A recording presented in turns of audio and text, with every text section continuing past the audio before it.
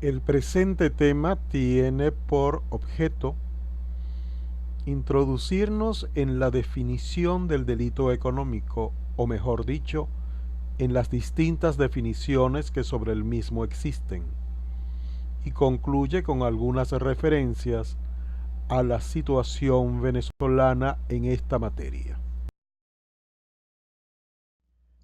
Este tema persigue que se alcance una definición de delito económico, mas esta definición debe ser analizada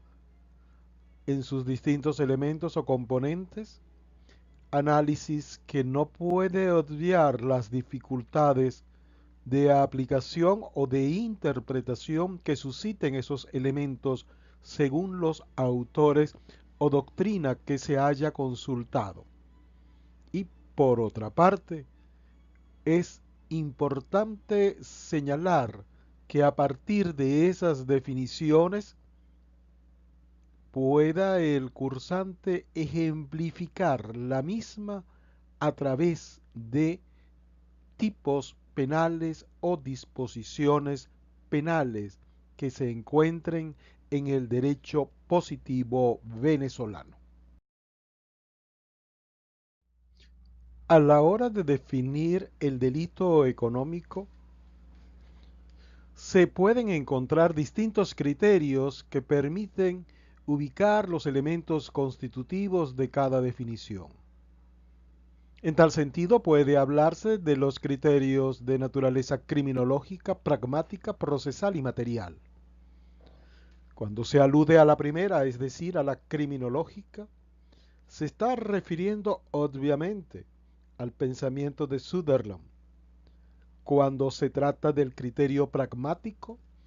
nos encontramos frente a aquellas definiciones que buscan o pretenden ordenar los diferentes tipos penales que se hallan en una determinada legislación o conjunto de legislaciones con miras a su mejor comprensión.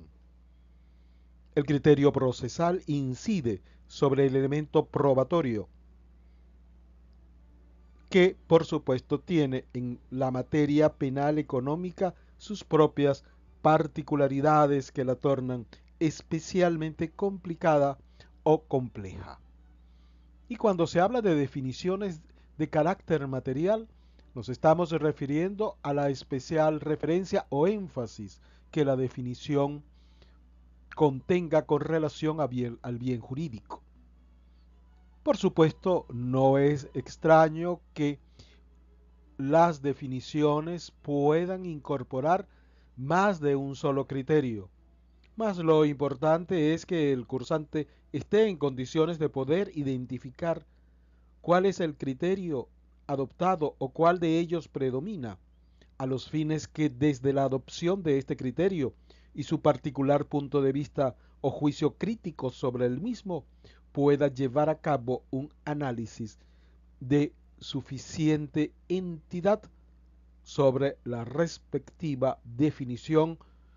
a la cual su estudio se refiere.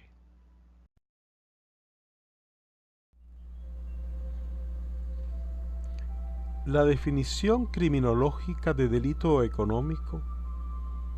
descansa sobre los distintos ejes señalados por Sutherland que tienen que ver con el estatus del actor delictivo, el desarrollo de una actividad profesional dentro de la cual se inserta la actividad delictiva. Estas nociones básicas o ejes, como antes hemos señalado, conducen a establecer que existen diferencias entre el lenguaje jurídico y el lenguaje criminológico. Más aún, existen diferencias de enfoque que han de ser tomadas o consideradas a los fines de incorporarlas o no, o de traducirlas en otros términos al ámbito propiamente jurídico. En todo caso, es bien sabido que ciertas categorías criminológicas, como por ejemplo, además del delito de cuello blanco, el de delincuencia organizada, han formado ya parte del discurso jurídico penal. Otro asunto es si esa incorporación introduce en su totalidad las consideraciones de carácter criminológico o sociológico, o si por el contrario, su traslado al discurso jurídico penal implica algunas modificaciones esenciales o secundarias a las concepciones prejurídicas, en este caso criminológicas, que han dado lugar a dichas concepciones o conceptos. El criterio procesal es, en última instancia, de carácter probatorio. Esto es, que los delitos económicos se caracterizan por una especial dificultad de la prueba,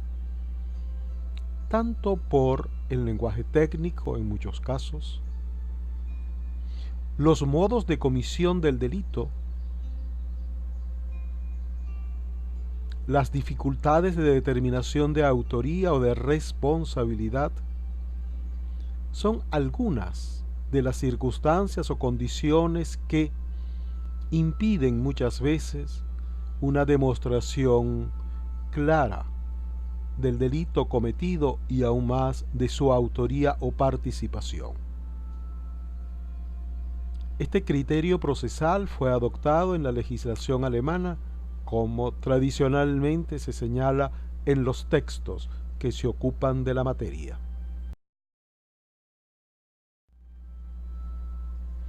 El criterio material en la definición de delito económico parte del supuesto de colocar en primer término el bien jurídico tutelado, de tal manera que la personalidad del autor solo ocupa un lugar secundario, no necesariamente inexistente, pues ciertos atributos de la personalidad podrían ser tomados en cuenta por el legislador penal en materia de atenuantes o de agravantes, aunque la condición social, la especial estima, que, de acuerdo a los estudios de Sutherland, son característicos del delincuente de cuello blanco, no son de recibo en el sistema jurídico penal e incluso en la propia dogmática. Cuando se habla del concepto material de delito económico, se hace referencia al bien jurídico y, por supuesto, al interés social que protege la norma, que se ha entendido como un fundamento o base del bien jurídico, sobre todo hasta los años 80. Posteriormente se ha hecho hincapié en el concepto de bien jurídico colectivo, es decir, de aquellos que son transpersonales o transindividuales, que no dejan de ofrecer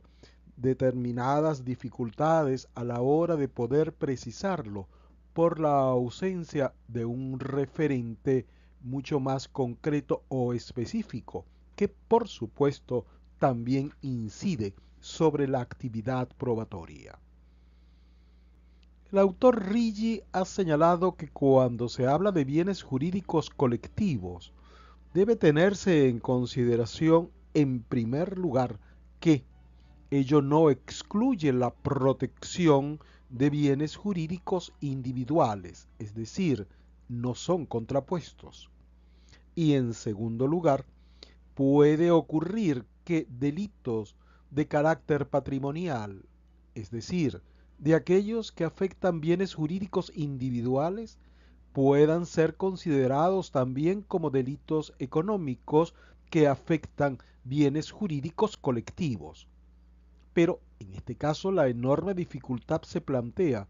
en establecer la diferencia, el límite que separa un delito contra la propiedad a un delito contra el orden económico, o lo que es lo mismo, cuando un delito de naturaleza patrimonial individual puede ser considerado un delito económico, lo que supone la recurrencia a un criterio no estrictamente cuantitativo, sino cualitativo, y de esta manera se vuelve a ingresar otra vez en la dificultad de la definición del bien jurídico supraindividual o colectivo. Que la magnitud del daño en los delitos patrimoniales no decide por sí solo la naturaleza del delito económico es una premisa de general aceptación en la doctrina. Lo que sí resulta decisivo para poder establecer o concluir que un delito económico tradicional o convencional pasa a ser delito económico en virtud de haber puesto en peligro o lesionar el bien jurídico tutelado que corresponde al delito económico, si es una premisa, como antes se ha dicho, de general aceptación por la doctrina jurídico-penal o dogmática. Muñoz Conde plantea una crítica contra el criterio de sistematización del Código Penal español al cual corresponde su análisis. Considera que la fórmula delito contra el orden socioeconómico no tiene mucho valor sistemático, es decir, en muy poco sirve para suministrar una idea ordenadora que permita ubicar con un criterio específico las distintas figuras que se anidan bajo el epígrafe orden socioeconómico. Por otra parte, considera que desde el punto de vista material, vale decir, de definición del bien jurídico tutelado, no es tampoco de mucho ayuda o aporte la expresión orden socioeconómico. Es importante particularmente esta última observación si se compara con la estrecha afinidad lingüística, o si se prefiere semántica, entre el sistema jurídico constitucional venezolano y el sistema codificado español comentado por Muñoz Conde. A juicio de este autor, Muñoz Conde, la solución estriba entonces en el análisis que se debe llevar a cabo en cada tipo concreto a fin de determinar qué es lo que lo justifica, qué es lo que lo legitima. En otras palabras, cuál es el bien jurídico tutelado en dicho tipo concreto. Ello ha de ser entonces materia de estudio o de análisis por parte del científico a los fines de poder establecer el contenido material a que se refiere dicho tipo penal económico. ¿Le resulta convincente la propuesta de Muñoz Conde? ¿Por qué sí o por qué no? Muñoz Conde lleva a cabo un conjunto de conclusiones que permiten llevar a cabo a su vez,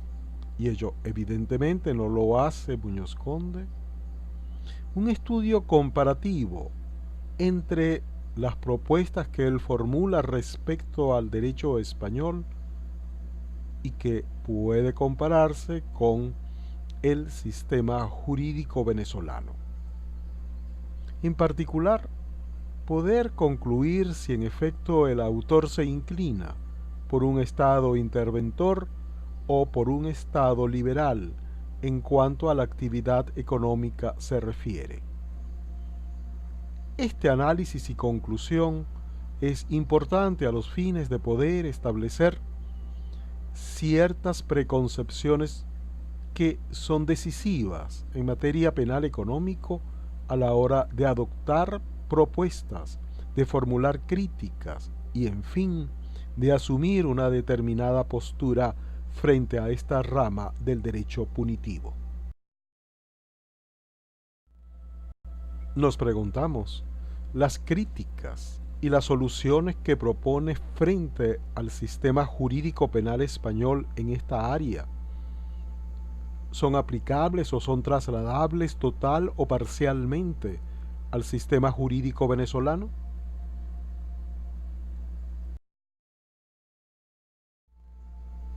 Otro punto de importancia más allá de la posición ante la intervención del Estado en materia económica es también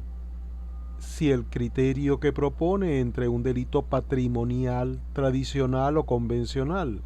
y el delito económico cabe dentro de nuestro ordenamiento jurídico, o si ella es capaz de satisfacer los requerimientos generales del derecho penal de certeza y seguridad.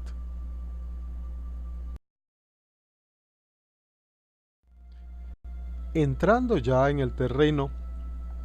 del derecho penal económico venezolano y de la obra recomendada de Alejandro Rodríguez Morales, nos encontramos que coloca en primer término delitos que se encuentran en el título sexto del Código Penal, es decir, delitos contra la fe pública, concepto estrechamente asociado al de confianza, que como sabemos, es tomado en cuenta por algún sector de la doctrina a la hora de determinar el bien jurídico tutelado en materia penal económica. Pasa Rodríguez Morales a considerar ahora la Ley para la Defensa de las Personas en el Acceso a los Bienes y Servicios, hoy en día derogada por el decreto con rango, valor y fuerza de ley orgánica de precios justos. Esta ley se encuentra entre las más importantes en el sistema penal económico venezolano, no sólo por su vinculación constitucional en cuanto a protección del consumidor, sino también porque es exponente, quizás la máxima exponente del criterio penal económico por el cual se orienta el Estado venezolano actualmente. Otras leyes incorpora Alejandro Rodríguez Morales: el Código Orgánico Tributario, la Ley de Propiedad Industrial, la Ley de Instituciones Bancarias, en aquel momento denominada Ley General de Bancos y otras instituciones financieras, la Ley del Mercado de Capitales. Como podrá observar, son leyes que se encuentran relacionadas con distintas áreas de la actividad económica, incluso algunas de ellas, en particular la materia fiscal o tributaria. Es discutible su pertenencia o no al ámbito penal económico, igual que como sucede con la materia ambiental. De utilidad sería que pudiera llegar a la conclusión de algún criterio que le permita establecer el vínculo de pertenencia de estas distintas leyes y de otras leyes con relación a la esfera penal económica. Ello obviamente no es una labor fácil, pero tampoco es imposible, e indudablemente debe formar parte del acervo de conocimientos de quien discurre en las ciencias jurídicas y aspira a alcanzar un título académico que garantice ante la sociedad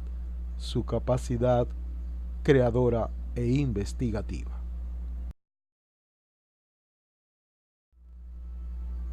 El contrabando es también considerado por Rodríguez Morales como parte del derecho penal económico venezolano.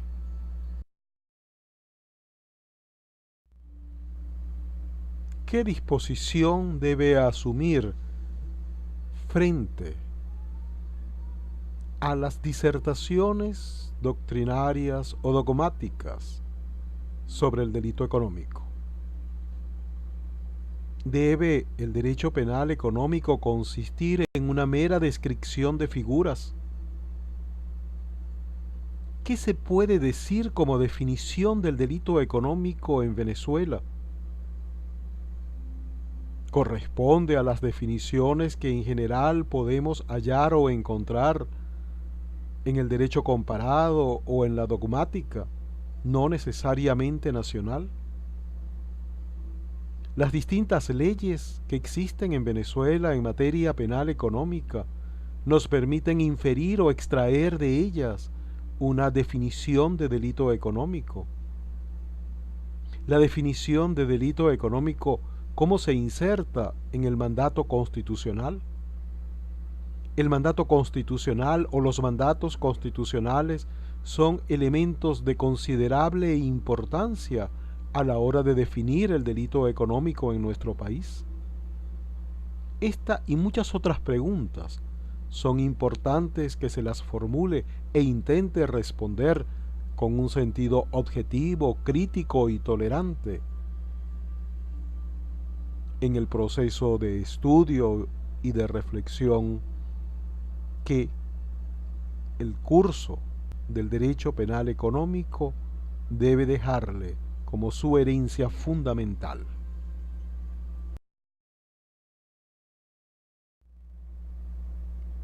Esta pregunta es válida no solo respecto a la lectura de la obra de Rodríguez Morales. En cualquier caso debe ser un signo permanente de inquietud científica e intelectual, e incluso hasta emocional, a todo lo largo y ancho de sus estudios.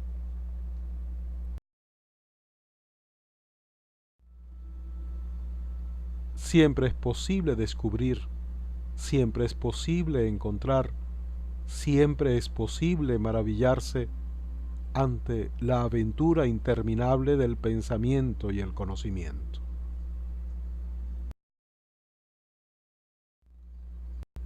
Espero que este tema, al igual que los otros y los que le sucedan, dejen más preguntas que respuestas.